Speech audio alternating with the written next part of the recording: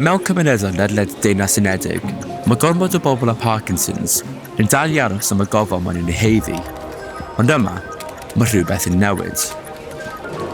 Creuwyd y nyrs Parkinson's arbenigol hon trwy arian-iro, sy'n golygu bod Parkinson's UK yn ariannu 2 flynedd gyntaf, gan roi cyfle i'r gig dyfu rôl mewn rhywbeth parhaol.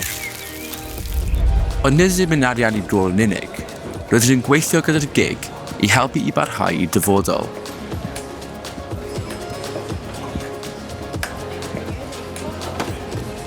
Dros y 10 mlynedd diwethaf, rydyn ni wedi helpu i ariannu rolau arbenigol newydd ledled y Deyrnas Unedig, o nyrsys i ffisiotherapidd a therapyddion galwedigaethol.